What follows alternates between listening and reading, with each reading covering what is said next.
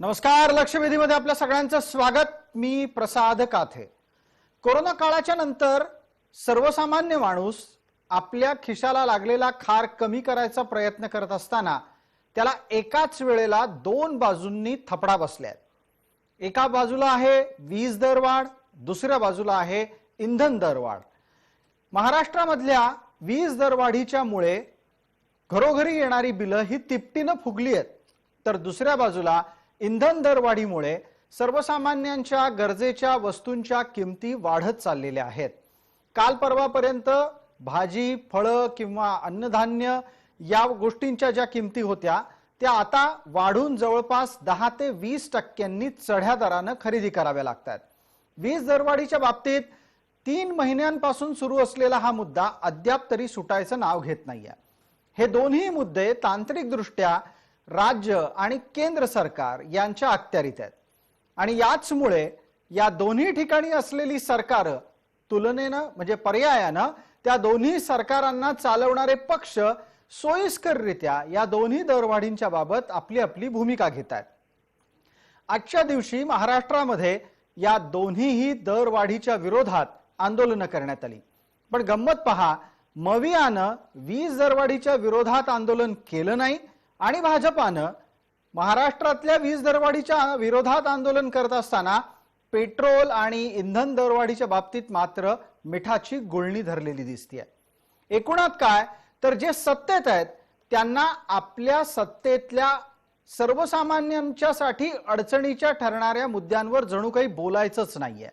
भारतीय जनता पार्टीकडे इंधन दरवाढीच्या विरोधात मुद्दे नाहीयेत असं म्हटलं तर कदाचित ते हास्यास्पद ठरेल, कारण ज्या वेळेला भारतीय जनता पार्टी विरोधी पक्षामध्ये होती त्यावेळेला पेट्रोल, डिझेल, गॅस अशा सर्व प्रकारच्या दरवाढीच्या विरोधात रस्त्यावर अभिनव पद्धतीने आंदोलन करत होती। हीच कथा मवियातल्या पक्षांची आहे। महाराष्ट्रामध्ये दीर्घकाळ पक्षात आणि त्याचबरोबर सत्तेत राहून ज्यांना अशा प्रकारच्या दरवाढींकडे दुर्लक्ष करायची सवय होती त्यांना आता रस्त्यावर उतरून आंदोलन करण्याच्यासाठीची कसरत करावी लागते। शिवसेनेनं आजच्या दिवसभरामध्ये संपूर्ण राज्यभरात पेट्रोल दरवाढीच्या विरोधात आंदोलन केलं। पेट्रोल, डिझेल, गॅस अशा प्रकारच्या इंधन दरवाढीच्या विरोधात शिवसेनेनं याही पूर्वी अभिनव आंदोलन केलेली आहेत। आता त्यांना सत्तेत राहून पुन्हा तशीच आंदोलन करायची वेळ आली आहे। पण मवियाला सुद्धा वीज दरवाढीच्या संदर्भात भूमिका घ्यायची नाहीये। ऊर्जा मंत्री या नात्यानं नितीन राऊत वीज दरवाढ कशी गरजेची आहे आणि यातून सर्वसामान्यांना वीज बिल भरण्याच्या शिवाय इतर कुठलाही मार्ग नाही असं सांगत असले तरी दुसऱ्या बाजूला हा मुद्दा सर्वसामान्यांच्यासाठी अत्यंत जाचक बनलाय हे खरं आहे। थोडक्यात सर्वसामान्यांना जाचक ठरणारे दोन्ही मुद्दे जसेच्या तसे आहेत आणि त्यावर सोयीचं राजकारण सुरू झालंय।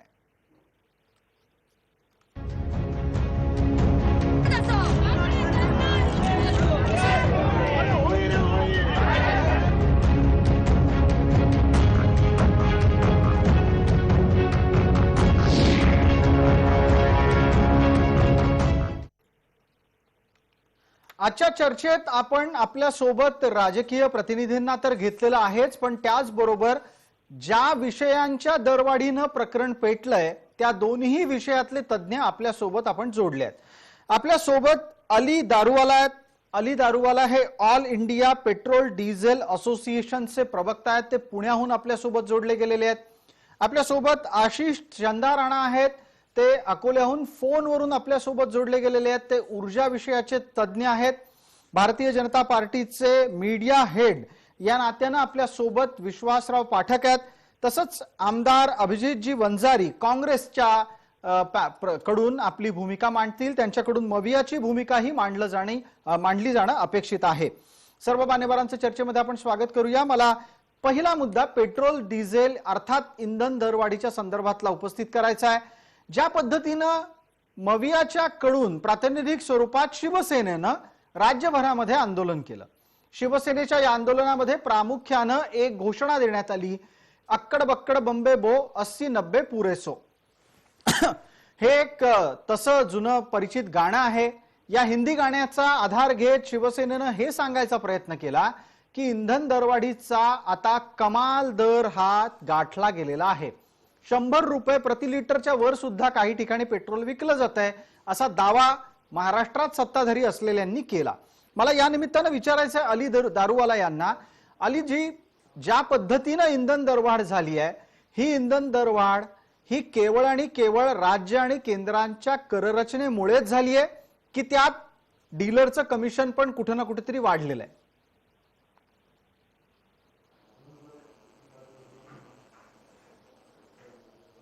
यामध्ये मी तुम्हाला हे क्लिअर करू इच्छितो का या टोटल दरवाढीमध्ये पेट्रोल डीलर असोसिएशनचं आणि आमचे डीलर लोकांचा कमिशन याला कारणीभूत नाही। हे जे दरवाढ झाली हे 2-3 कारणांनी झाली। एकतर ओपेक यांची जे ते घाण राजकारण जे म्हणतात त्याने जे बॅरल दाबवलेले आहे, त्यांनी लॉकडाऊन नंतर जे बॅरलचं उत्पादन वाढवायचं होतं त्यांनी ते उत्पादन वाढवलेलं नाही। त्याबद्दल कधी कोणीही बोललं नाही। आपल्याला आपण आज 56, 57, 58 रुपये डॉलर बॅरल घ्यायला तयार आहे, पण आपल्याला डॉलर देऊन सुद्धा आपल्याला बॅरल्स भेटत नाही। तो एक मुद्दा आहे। डीलर कमिशन हा नव्हे। सेकंड थिंग जे आहे ते आहे टॅक्सेस मध्ये 2 प्रणाली आहे। एक आहे वॅट जे महाराष्ट्र शासन घेतो, दुसरा आहे एक्साइज जे केंद्र सरकार घेतो। हे 3 गोष्टींचं तुम्ही कधी कॉम्बिनेशन केलं तर हे आपल्याला पेट्रोल आणि डिझेलच्या दरवाढीला इफेक्टिव्ह राहतो। अगदी अलीजी, आपण तपशीलवार जी माहिती दिली त्या निमित्तानं काही छोटे छोटे प्रश्न आहेत आणि सर्व प्रेक्षकांना आपण या निमित्तानं एक सांगू इच्छितो किंवा त्यांच्या लक्षात आणून देऊ इच्छितो की मुळात इंधनाचे दर ठरतात कसे याची चर्चा आपण पुढच्या टप्प्यात करूच। तत्पूर्वी एक अत्यंत महत्त्वाचा मुद्दा अलीजी आपण उपस्थित केलात की डॉलर देऊन सुद्धा बॅरल मिळत नाहीयेत। म्हणजे थोडक्यात काय तर जे कच्चं तेल भारताला हवं आहे ते डॉलर देऊनही मिळत नाहीये आणि ओपेक राष्ट्रांचं हे एक महत्त्वाचं राजकीय पाऊल आहे। मला याबद्दल जास्त खुलासा आपल्याकडून अपेक्षित करायचा आहे की नक्की आता ओपेक राष्ट्रांमध्ये काय घडतंय, कारण जेव्हा जेव्हा पेट्रोल आणि डिझेलच्या दरवाढीचा विषय येतो तेव्हा असं म्हटलं जातं आणि आपण हेही पाहता की देशातल्या प्रमुख राजकीय पक्षांचे सर्वोच्च नेते असलेले राहुल गांधी असं म्हणतात की बॅरल स्वस्त झालाय, मग भारतात तेलवाढ दरवाढ इंधन दरवाढ इतकी का? अलीजी आपण सांगा।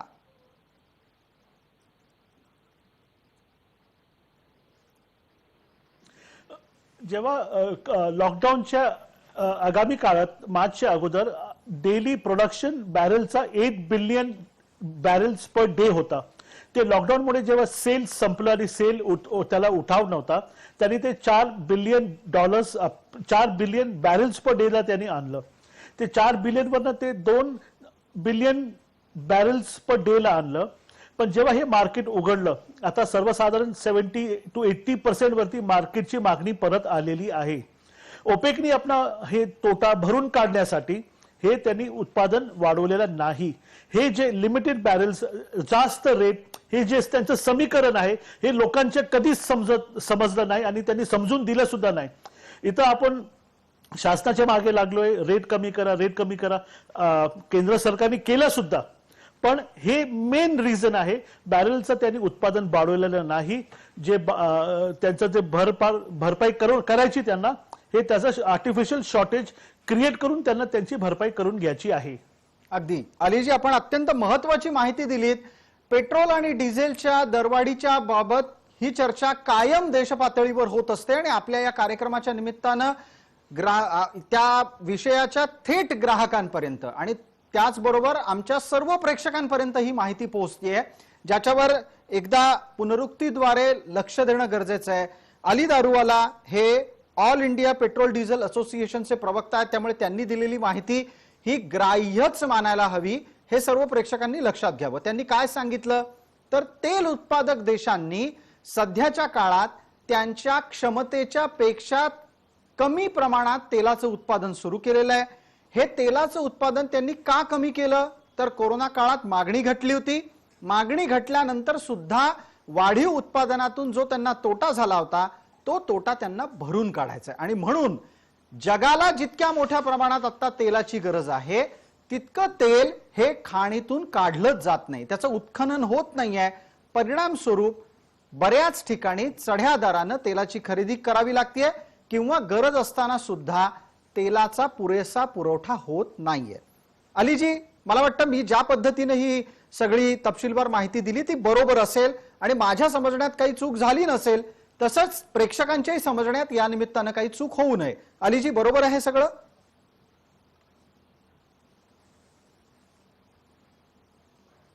Perfectly all right. धन्यवाद, धन्यवाद. आपण हे सगळं यासाठी चर्चेला घेतोय कारण बऱ्याचदा भावनेच्या आहारी जाऊन इंधन दरवाढ असेल किंवा इतर कोणत्याही मुद्द्यावर राजकीय पक्ष आपापली भूमिका घेत असतात आणि ही आपापली भूमिका व्यक्त करत असताना ते त्यांचं सोयीचं राजकारण करतात. पण इंधनाच्या मुद्द्यावर असेल किंवा वीज दरवाढीच्या मुद्द्यावर सुद्धा पडद्यामागे काय घडतंय हे आपल्याला लक्षात घ्यायला हवं. आता एक दुसरा मुद्दा, आपण पुन्हा एकदा अली दारूवाला यांच्याशी चर्चा करतो आहोत. त्यांनाच माझा पुढचा प्रश्न आहे. अलीजी, आपण थोड्या वेळापूर्वी वॅट आणि एक्साइज या दोन मुद्द्यांचा संदर्भ जोडलात. हे दोन्ही मुद्दे तुम्ही थेट आणि थेट पेट्रोल आणि डिझेलच्या इंधनाच्या दराच्या संदर्भात लावलेत. साधारणपणे 1 लिटर पेट्रोल जर समजा सर्वसामान्यांना विकत घ्यायचं असेल तर ते गणितासाठी 100 रुपये देत आहेत असं समजू. हे सगळे 100च्या 100 रुपये केंद्र सरकारच्या खिशात जातात का? अलीजी, काय विभागणी असते ते पण सांगा.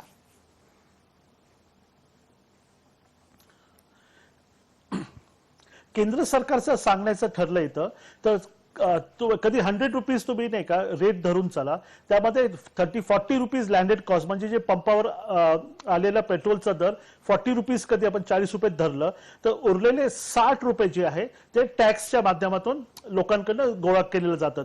म्हणजे हे 60 नाही, मी हायपोथेटिकल फिगर तुम्हाला सांगतोय. आणि हे 60 रुपये मधून 40 जे आहे 40 to 35 रुपीज हे सेंट्रल गव्हर्नमेंटचे आहे, 20 to 25 रुपीज हे स्टेट गव्हर्नमेंटचे वॅटच्या माध्यमातून आहे. हे टोटल प्रणाली तुम्ही कधी जोडलं तर ते फक्त टॅक्स कंपोनंट म्हणून हे धरलं गेलं तर ते चुकीचं ठरणार नाही.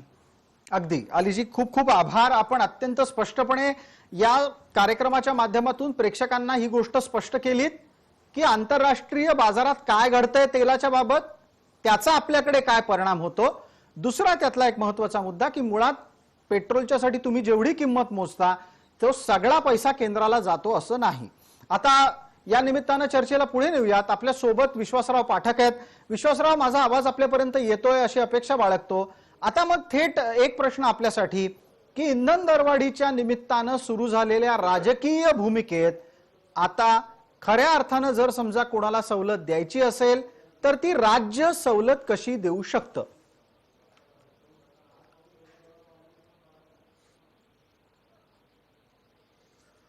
बघा प्रसादजी, जे दारूवाला साहेबांनी म्हटलं मला त्यात थोडंसं अजून काहीतरी ऍड करणं आवश्यक आहे आपल्या दर्शकांसाठी. मग मी राजकीय आणि याचं देखील उत्तर देईल.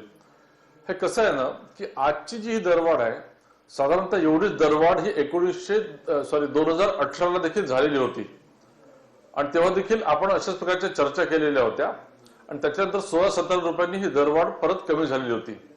हे असं काय होतं तर आपण आंतरराष्ट्रीय बाजारामध्ये जे कच्चं तेल आहे त्याचं परचेस करण्याचं एक ऑटोमॅटिक मेकॅनिझम आहे, त्याप्रमाणे ते कमी जास्त होत राहतं.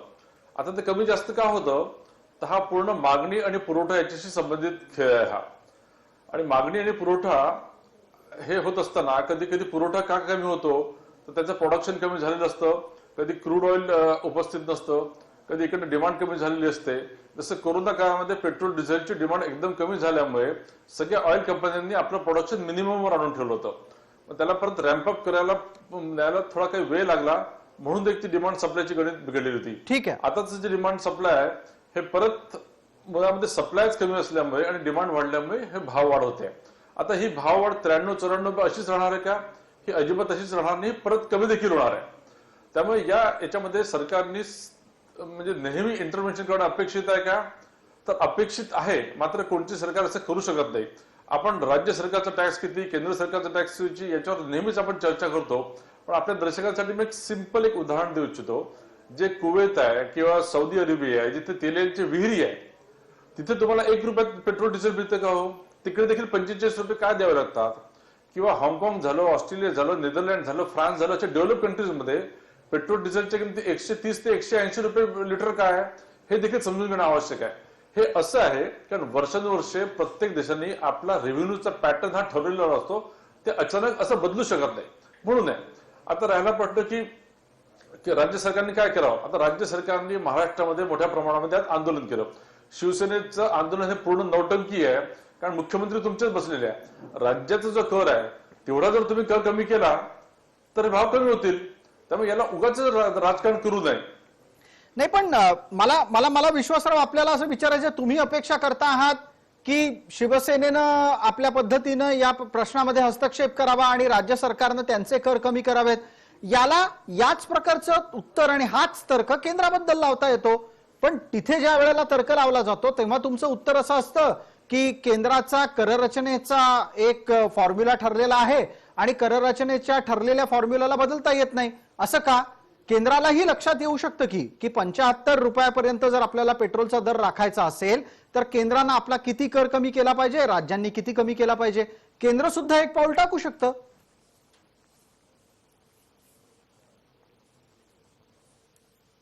नक्कीच टाकू शकतो. आणि केंद्राने आणि राज्यांनी, जेव्हा देवेंद्र फडणवीस सरकार होतं आणि केंद्रामध्ये मोदींचं सरकार होतं, 2.5 रुपयाचे दोनदा कमी केलेले आहे. त्यामुळे जेव्हा करणं अपेक्षित आहे करू शकतात, केंद्र नक्कीच करतं. मात्र कोरोना काळामध्ये ऑलरेडी आपला जो वित्तीय तूट आहे ही 9.5% गेलेली आहे.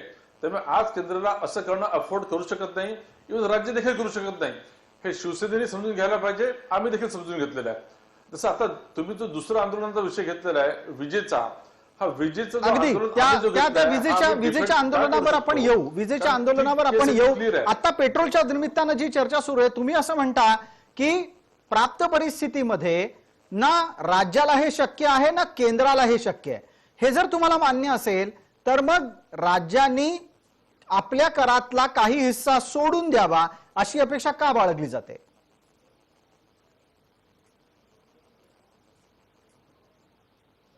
नाही, ते आंदोलन करतात म्हणून आम्ही रस्त्याने उचललो. आम्ही एक जबाबदार पार्टी म्हणूनच वागतोय. आज तुम्हाला आर्थिक दृष्ट्या 9.5% फिस्कल डिफिसिट आहे. असं असताना केंद्र सरकारच्या तिजोरीवर भार आहे. त्यामुळे पेट्रोल डिझेलच्या माध्यमातून 2 पैसे सरकारच्या तिजोरीत देत असतील तर सरकार ते सोडू शकत नाहीये. जेव्हा शक्य आहे तेव्हा ते नक्कीच सोडतील, कारण असं दोनदा घडलेलं आहे. देवेंद्र फडणवीस सरकार आणि मोदींनी असं दोनदा केलेलं आहे. आम्ही एक जबाबदार पक्ष म्हणून त्याचं राजकीय हे करत नाहीये. मात्र शिवसेना जे करताय ती नौटंकी आहे. म्हणून म्हणतो तुम्हाला तुम्हाला थांबावं लागतंय. विश्वासराव, मी आपल्याला यासाठी थांबवतो कारण आता अभिजित वंजारींच्या ऐवजी काँग्रेसचे प्रवक्ते अरुण सावंत आपल्या सोबत जोडले गेलेले आहेत. अरुणजी, धन्यवाद, आपण जोडला गेलात आणि माझा आवाज आपल्यापर्यंत पोहोचत असेल तर एक थेट प्रश्न आपल्यासाठी असा आहे. भारतीय जनता पार्टीचे प्रवक्ते म्हणतात की इंधन दरवाढीची जर इतकीच काळजी असेल तर राज्यांनी आपल्या कररचनेमध्ये बदल करून जनसामान्यांना दिलासा द्यावा. हाच प्रश्न म्हणजे हा मुद्दा त्यांनी जेव्हा मांडला तेव्हा मीच त्यांना प्रश्न विचारला होता की मग हाच नियम केंद्राला का लागू होत नाही. तुम्ही त्या पुढची भूमिका मांडावी अशी अपेक्षा आहे. अरुणजी, हे पहा, भारतीय जनता पार्टी आणि त्यांचे प्रवक्ते हे आपली जबाबदारी झटकण्याचा प्रयत्न करीत आहेत. त्यांनी ज्याप्रमाणे आता उत्तर दिलं त्याच्यातून हे सिद्ध होतं की भारतीय जनता पार्टीला जनतेबद्दल कोणत्याही प्रकारची आस्था राहिलेली नाही. केंद्रामध्ये भारतीय जनता पार्टीचं सरकार असताना सुद्धा त्यांनी अनेक प्रकारचे सरचार्जेस लावलेले आहेत. आज जर आपण पाहाल तर आंतरराष्ट्रीय बाजारपेठेमध्ये तेलाच्या ज्या किमती त्या घसरलेल्या आहेत, तरी सुद्धा यांचे जे काही डिझेल आणि पेट्रोलचे दर आहेत ते दर दिवशी वाढतच चाललेले आहेत. हा सर्व पैसा जातो कुठे? जनतेसाठी हा पैसा वापरला जात नाही. कोणत्याही प्रकारची मदत आज केंद्रामार्फत राज्य सरकारला दिली जात नाही. तरी सुद्धा आज भारतीय जनता पार्टीचे प्रवक्ते असं म्हणत आहेत की महाराष्ट्र सरकारने ही जबाबदारी घ्यावी. मग केंद्र सरकार काय करणार आहे? मग केंद्र सरकार काय करत आहे तिथे बसून? अगदी केंद्र सरकार काय करतंय हा प्रश्न आपण चर्चेत घेतलेलाच आहे. पण त्याचबरोबर अरुण सावंत, आपण एक अत्यंत महत्वाचा मुद्दा उपस्थित केलात की पेट्रोल आणि डिझेल किंवा सरसकट इंधनांच्या विक्रीतून जो पैसा येतो तो पैसा जनसामान्यांसाठी वापरला जातो का, यावर विश्वासराव पाटकांचं उत्तर लगेच घेणं अपेक्षित आहे. पण तत्पूर्वी अली दारुवाला यांनाही या कररचनेच्या संदर्भात काही बोलायचं आहे. एकदा त्यांचं म्हणणं ऐकू आणि एकत्रितरित्या विश्वासरावांना बोलायची संधी देऊयात. अलीजी, आपण बोला.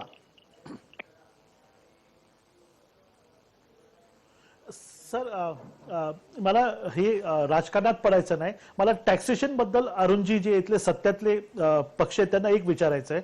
एक्साईज ड्युटी 5 वेळा वाढवली आणि ते 2 वेळा कमी करण्यात आली. 1 महिन्यापूर्वी एक्साईज कमी केलं, परवा परत जेव्हा निर्मला सीतारामन मॅमनी जेव्हा बजेट रिप्रेझेंट केलं तेव्हा अजून 4 रुपये डिझेल आणि 2.5 रुपये पेट्रोलनी एक्साईज रोलबॅक करण्यात आला. मला आता म्हणायचंय जेव्हा सेंटर एक्साईज रोलबॅक करू शकते तर स्टेट गव्हर्नमेंट जे आहे त्यांनी जे लावलेले कर आहे, मी तुम्हाला ते वॅटचं सोडून द्या, वॅटचं जे 25 रुपीज आहे ते सोडून द्या, वॅटच्या व्यतिरिक्त जे सेस आहे साहेब ते सेस ऐकण्यासारखे सेस आहे. 2017-18 मध्ये जेव्हा दारूबंदी झाली, हायवेवरती जेव्हा दारू मिळायचं त्यात उत्पन्न बंद झालं तेव्हा दारूबंदी कर लावण्यात आलेला होता, ते रोलबॅक झालं नाही. 2018 मध्ये जे दुष्काळ पडलं होतं, दुष्काळी कर लावलं ते रोलबॅक करण्यात आलं नाही. कोविड सेस लावण्यात आला ते रोलबॅक करण्यात आलं नाही. त्याच्यानंतर महाराष्ट्र शासनाला जे कोणालाही माहित नाही, मी तुमच्या निर्देशनात आणून देतो, जे एक्साईज कलेक्ट केला जातो त्यातनं 1/4 शेअर हे परत स्टेट गव्हर्नमेंटला भेटतो. स्टेट गव्हर्नमेंट पेट्रोल पंप लावत नाही, रिफायनिंग करत नाही, पेट्रोलचं ट्रान्सपोर्टेशन करत नाही, ते लोक डीलरला कमिशन देत नाही, पण जेवढं सेंटर कमिशन आणि टॅक्स घेतो तेवढाही स्टेट घेतो. म्हणजे तुम्ही ते तुलना कधी केली तर सेंटर इज ऑल्सो मेकिंग उतना ही पैसा जितना स्टेट बना रहा है, तो वो तो बगैर पंप लगा के उतना पैसा बना रहा है. तो ये जनता को समझना चाहिए, ये विन विन सिचुएशन नहीं हो सकता. 93 रुपीज से यहाँ की, पूना की, महाराष्ट्र की, मुंबई की जनता पेट्रोल ले रही है. किस लिए ले रही है सर? बाजू के स्टेट्स में 83 को जब पेट्रोल मिल सकता है तो हमारे महाराष्ट्र में 93 को क्यों नहीं मिल सकता? 10 रुपए हम ज्यादा क्यों देना है? ये हमारे को देना है क्योंकि हमारे सारे कस्टमर महाराष्ट्र छोड़ के दूसरे स्टेट में जा रहे. जी जी, अली दारूवाला जी, आपण या निमित्तानं राज्य आणि केंद्र कररचनेचाही एक मुद्दा मांडलात. अरुण सावंत साहेब, हा मुद्दा आपल्यापर्यंत पोहोचला असेल, त्याचं काही तात्काळ उत्तर देऊ शकताय की विविध प्रकारचे सेस राज्य सरकारकडून लावले गेले आहेत, ते कमी झाले तर 10 रुपयांनी पेट्रोल तत्काळ स्वस्त होऊ शकतं?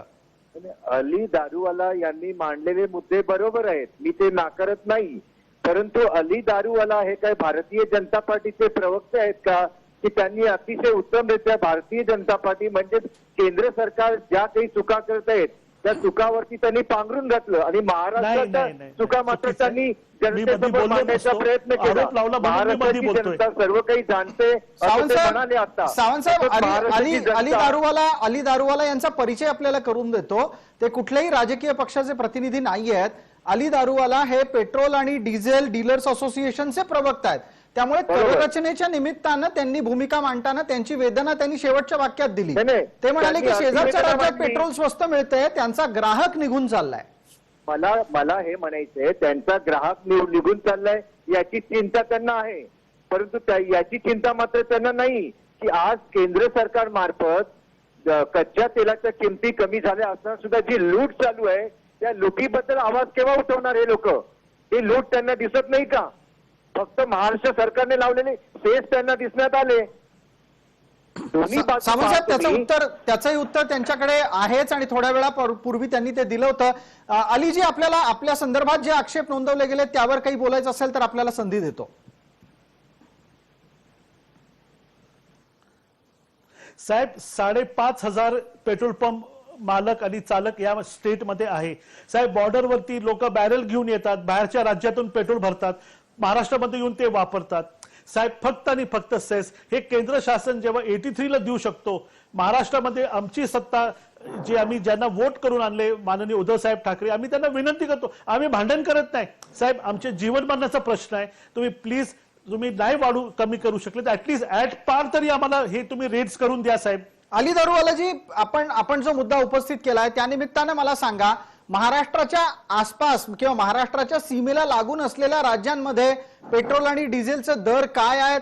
कोणत्या ठिकाणी सर्वाधिक स्वस्त पेट्रोल आत्ताच्या घडीला सीमावर्ती राज्यांमध्ये मिळतंय आणि म्हणून आपला ग्राहक परराज्यात जाऊन पेट्रोल भरून येतो आणि महाराष्ट्रात वापरतो? साहेब, आपल्या बाजूला गुजरातमध्ये साहेब ही काही लपलेली गोष्ट नाही. साहेब, गोवामध्ये 10 रुपये स्वस्त आहे, एमपी आपल्या बाजूला आहे, तिथं तर डिझेल तुम्ही विचारू नका, 60-70 रुपयाला डिझेल भेटतोय. बाजूला गुजरात, तिथं पेट्रोल डिझेल स्वस्त आहे. साहेब, आपल्या महाराष्ट्रामध्येच का एवढं महाग आहे? साहेब, प्लीज तुम्ही 1-2 सेस कमी करा. आमच्या जीवन मरणाचा प्रश्न झालाय.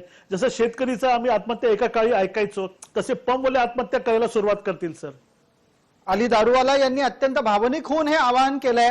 आणि त्याच निमित्तानं त्यांनी मध्य प्रदेश, गुजरात, गोवा या तीनही राज्यांमध्ये इंधनाचे दर काय आहेत तेही सांगितलं. सावंत साहेब, आपलं काही उत्तर?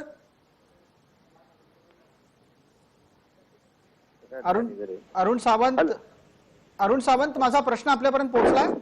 जरा पुन्हा एकदा सांगा. बर, अरुण सावंत साहेब, आता थोड्या वेळापूर्वी अली दारूवाला यांनी सांगताना दोन महत्वाच्या गोष्टी अधोरेखित केल्या. सेस कमी असल्यामुळे महाराष्ट्राच्या सीमावर्ती राज्यांमध्ये गोवा, मध्य प्रदेश आणि गुजरात इथे पेट्रोल आणि डिझेल खूप स्वस्त मिळतंय, 10 रुपयापासून आणखीन स्वस्त मिळतंय. अशा प्रकारे राज्य सरकारनं जर समजा भूमिका घेतली नाही महाराष्ट्रामध्ये, तर पेट्रोल पंप डीलर्स असोसिएशन मधले सदस्य सुद्धा आत्महत्या करतील शेतकऱ्यांसारखे, अशी भीती त्यांनी व्यक्त केली. खरी गोष्ट आहे. अली दारूवाला यांची व्यथा मला कळली, माझ्यापर्यंत पोहोचली आणि आम्ही आपल्या सोबत आहोत. सरकारला, महाराष्ट्र सरकारला जिथे जिथे शक्य आहे तिथे तिथे सेस ते बंद करण्याचा आणि कमी करण्याचा विचार चालू आहे. आता योग्य वेळ आल्यावरती याच्यावरती योग्य तो निर्णय सुद्धा घेतला जाईल. परंतु सध्याचं जर आपण बोलाल तर सध्या या कोरोनाच्या परिस्थितीत तरी ते शक्य दिसत नाहीये, परंतु भविष्यात याच्याबद्दल विचार जरूर होईल. अच्छा, सध्या तरी कोरोनाच्या काळामध्ये हे शक्य होत नाहीये असं अरुण सावंतांनी आपल्याला सांगितलंय. धन्यवाद. आता याच निमित्तानं विश्वास पाटकांना विचारूयात. विश्वासराव, राज्य सरकारला जर कोरोना काळामध्ये आत्ताच्या घडीला इंधनाचे दर कमी करता येणार नसतील तर त्याच्यावरचा दुसरा कुठला तोडगा आहे? केंद्र सरकार यासाठी पाऊल टाकू शकतं?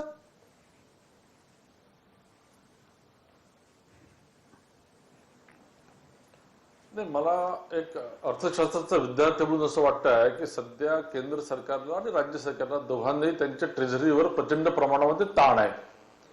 हा ताण काही दिवस ग्राहकांना देखील सोसावा लागेल अशीच ही परिस्थिती आहे.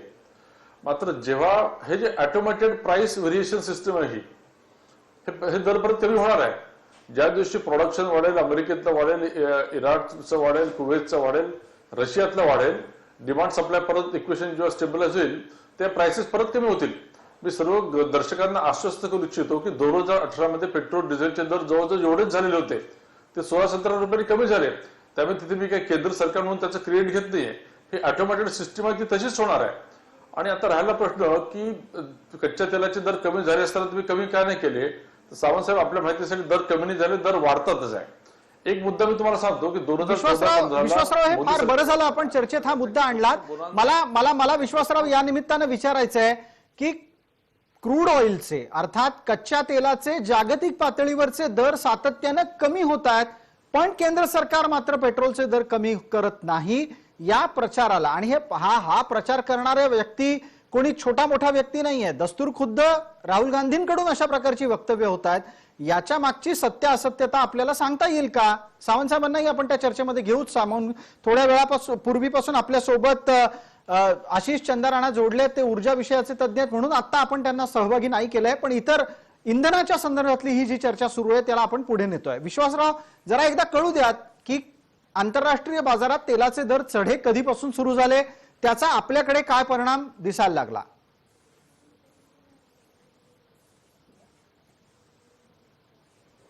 नाही बघा, कोरोना काळामध्ये तेलाचं प्रोडक्शन एकदम मिनिममवर आलं होतं, कारण डिमांडच नव्हती. कोरोना संपल्यानंतर म्हणजे कोरोनाचा प्रभाव कमी झाल्यानंतर हळूहळू इकॉनॉमी रिवायवल व्हायला लागली, डिमांड एकदम वाढली. डिमांड एकदम वाढल्यामुळे तुमच्याकडे ऑइल नसल्यामुळे त्याची किंमत वाढते. आता किमती वाढतात आणि कमी होतात तेव्हा लागलीच गव्हर्नमेंटचं इंटरव्हेन्शन करून सारखं पैसे कमी करणं हे कोणत्याही सरकारला तसंच शक्य नसतं. इव्हन तुम्ही इतर देशांमध्ये जरी बघितलं ही सेम परिस्थिती आहे, तिथे देखील त्यांचे भाव वाढतात आहे. मात्र आता मला तरी वाटतं की जनतेला हे काही काळ सोसावं लागेल. या प्राइसेस कमी झाल्यानंतर हे रेट परत कमी होणार आहेत. जनतेला काही काळ हे सोसावं लागेल, काही काळ हे सोसावं लागेल. हे विश्वासराव, प्रॅक्टिकली म्हणणं सोपं आहे, प्रत्यक्षात आणणं खूप अवघड आहे. अरुण सावंत, याची जाणीव जनतेला झालेली असावी आणि जनतेच्या त्यानिमित्तानं येणाऱ्या चिडलेल्या प्रतिक्रिया तुमच्यापर्यंत पोहोचत असाव्यात. जरी भारतीय जनता पार्टीचे प्रवक्ते आज इथे असं म्हणत असले की काही काळ ही कळ सहन करा, हे कितपत अशक्य आहे आत्ताच्या घडीला सामान्यांसाठी? केंद्र सरकारने जर मनात आणलं तर हे सेस ती थांबवू शकते, जे वाढीव दर आहेत ते थांबवू शकते. परंतु केंद्र सरकार एकच धोरण आहे की लुटीचं धोरण, जेवढं आणि जिथून जिथून शक्य होईल तिथून जनतेला वेगवेगळ्या मार्गांनी आपण लुटत राहा, आणखीन आपली गंगाजळी भरत राहणे हेच फक्त केंद्र सरकारचं सध्या धोरण दिसत आहे. कारण आपण पाहाल तर गेली कित्येक जसं गोव्याला वर्ष 10 रुपयांनी कमी आहे पेट्रोलचे दर, महाराष्ट्रात किती होते? तुम्ही केंद्र तुमचा हिस्सा सरकारची सोडा ना. मदत मिळत असते हे आपण लक्षात घ्या. म्हणून तिथे त्यांनी पेट्रोल आणि डिझेलचे दर हे कमी हा केलेले एक आहेत. महत्वाचा मुद्दा महाराष्ट्रामध्ये वारंवार तसं चर्चेत नाही. येत असतो आणि केंद्र त्या शासित निमित्तानं असल्यामुळे अरुण सावंत जी आपण काढलेल्या मुद्द्यालाच आपण उत्तर मागूया. 2 प्रमुख मुद्दे अरुण सावंतांनी उपस्थित केले. एक, महाराष्ट्राला जीएसटीचा पैसा मिळत नाही. 2, बरोबर. महाराष्ट्राच्या कडून घेतल्या गेलेल्या पैशाचा विनियोग खरंच जनहितासाठी होतो का? विश्वासराव, अगदी दोन्ही बरोबर. मुद्द्यांवर आपल्याकडून उत्तर हवंय.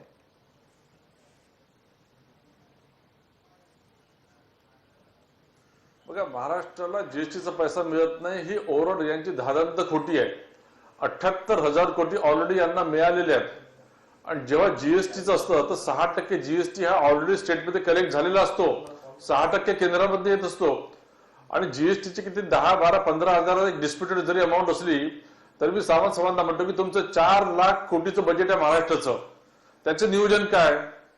त्यामुळे हे जीएसटी करून हे आपल्या अपयशावर पांघरून घालण्याचा प्रयत्न करतात आहे.